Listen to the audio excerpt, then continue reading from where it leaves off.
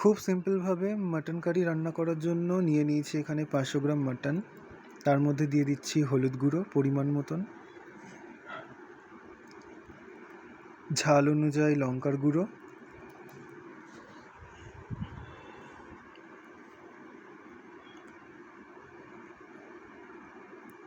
এক চা চামচ জিরের গুঁড়ো,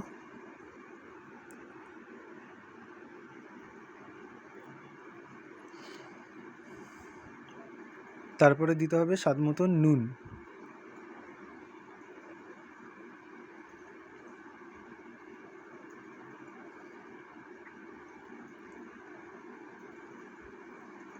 এবার উপর থেকে কিছুটা পরিমাণে সরষের তেল ছড়িয়ে দিতে হবে, কাঁচা সরষের তেল। তারপর দিয়ে দেবো 2 চামচ টক দই,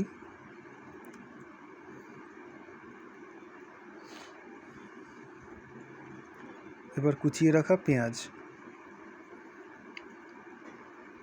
সমস্ত উপকরণকে এবার ভালো করে হাত দিয়ে মাখিয়ে নিচ্ছি।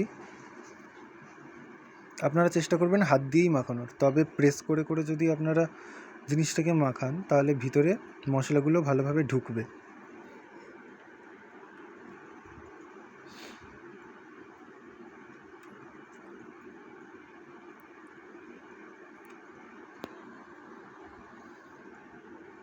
হয়ে গেছে, দেখুন ম্যারিনেট করে রাখা হয়ে গেছে। এবার ঢাকনা চাপা দিয়ে দিয়েছিলাম।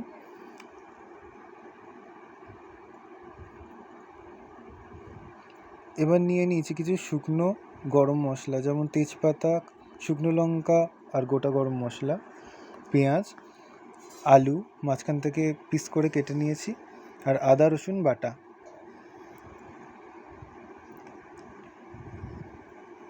এবার কড়াতে তেল দিয়ে দিচ্ছি।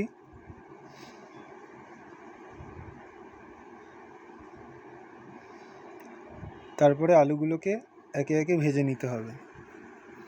খুব বেশি লাল লাল করে ভাজা যাবে না, জাস্ট হালকা 20% মতো সিদ্ধ হয়ে যাবে সেই হিসাবে ভেজে নিতে হবে আলুগুলোকে।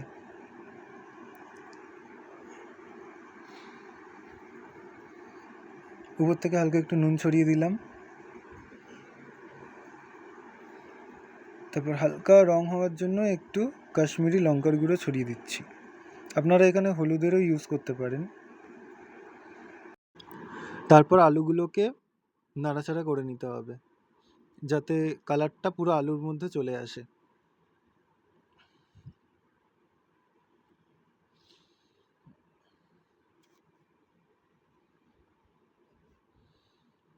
আলুগুলোকে কিন্তু খুব বেশি ভাজা যাবে না, জাস্ট গায়ে কালার ধরে যাবে সেই টাইমে তুলে নিতে হবে। আমি ঢাকনা চাপা দিয়ে দিয়েছিলাম, তাতে আলুগুলো সিদ্ধ তাড়াতাড়ি হয়ে গেছিলো। দেখুন আলুটা ব্রাউন ব্রাউন হয়ে গেছে।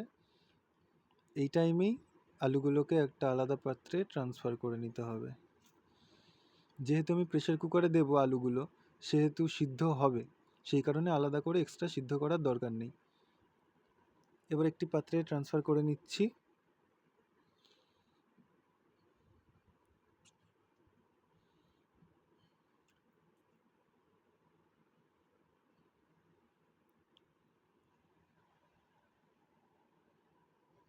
এবার যে তেলে আলুটা ভেজেছিলাম সেই তেলের মধ্যেই রান্না করব, কিন্তু তেলটা একটু বাড়িয়ে নেব,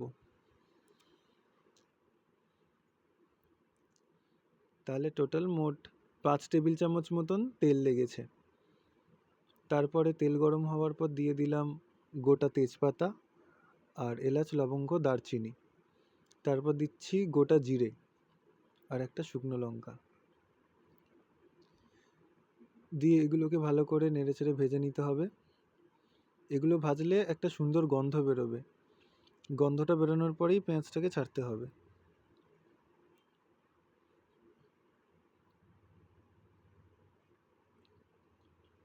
এগুলো ভাজা হয়ে গেছে, এবারে দিয়ে রাখছি কুচিয়ে রাখা পেঁয়াজ। পেঁয়াজটা দিয়ে ভালো করে নাড়াচাড়া করতে হবে, পেঁয়াজটা যাতে নিচে বসে না যায় সেদিকে খেয়াল অবশ্যই রাখতে হবে।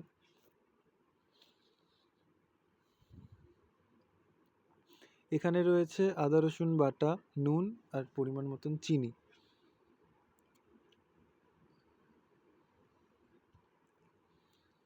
আদা রসুন বাটাটা এর মধ্যে দিয়ে দিচ্ছি।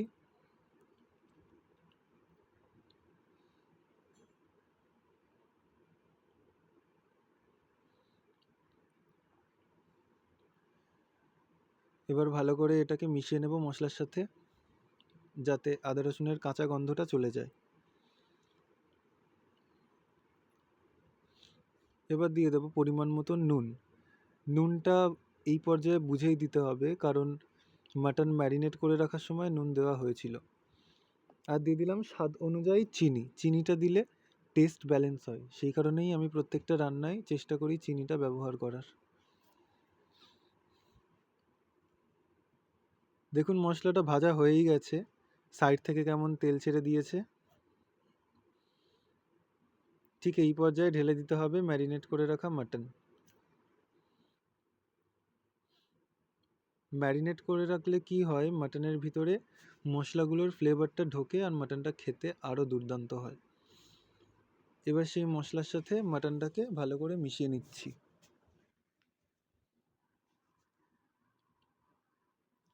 মাটনের টেস্ট কেমন হবে সেটা নির্ভর করে মাটন কষার উপরেই। আপনি যত বেশি কষাবেন তত বেশি টেস্ট বাড়বে। তারপর গরম জল ফুটিয়ে নিয়েছি। আমি মাটনে ঠান্ডা জল ইউজ করব না, আমি গরম জল ইউজ করব।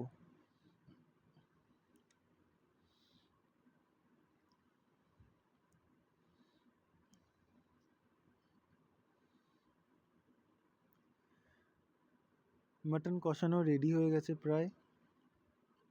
একটু জল দিয়ে আর একটু ভালো মতো কষিয়ে নিলাম। তারপর মাটনগুলোকে প্রেসার কুকারে ঢেলে দিচ্ছি একে একে।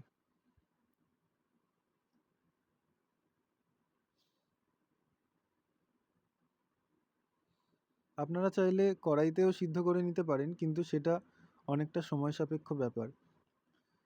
যেহেতু আমার একটু তাড়াই ছিল, সেহেতু প্রেসার কুকারে ঢেলে মাটনটাকে সিদ্ধ করে নিচ্ছি।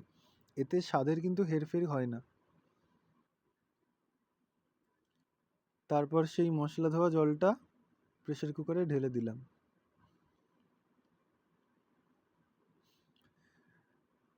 দেখুন কত সুন্দর লাগছে না কালারটা। তারপর উপর থেকে ছড়িয়ে দেবো একটু গরম মশলা গুঁড়ো আর 1 চামচ পরিমাণ ঘি।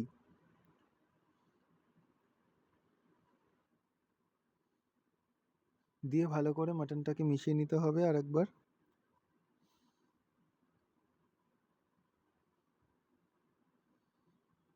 তারপরে দিয়ে দিচ্ছি, যে যেরকম ঝোল রাখতে পছন্দ করবেন সেরকম পরিমাণে জল দেবেন। আমি এখানে 2 কাপ জল দিয়ে দিয়েছি।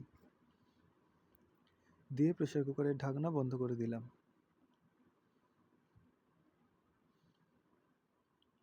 এবার এখানে আমি দিয়ে নিচ্ছি প্রথমে 8টা সিটি, তারপরে আলু দেওয়ার পরে দেবো 3টে সিটি। এখানে আমার 8টা সিটি দেওয়া হয়ে গেছে।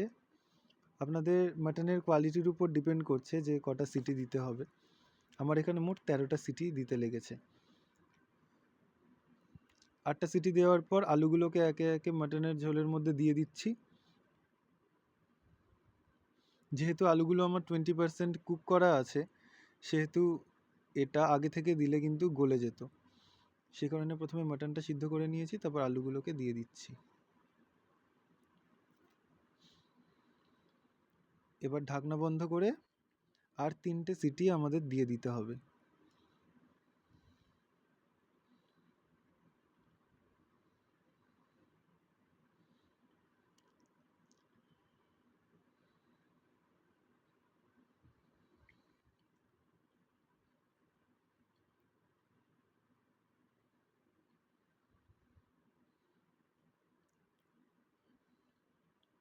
কমপ্লিট হয়ে গেছে। এবার মাটনটাকে খুলে দেখাচ্ছি কীরকম দেখতে লাগছে। দেখুন কি দারুণ কালার এসেছে। আলুগুলোতেও সুন্দর কালার চলে এসেছে। এবার যে পাত্রে মাটনটাকে রাখবো সেই পাত্রে আগে থেকে একটু গরম মশলা ঢেলে নিয়েছি। নিয়ে তারপর মাটনটাকে আস্তে আস্তে ঢালতে হবে। খেয়াল রাখতে হবে আলুগুলো যেন ভেঙে না যায়।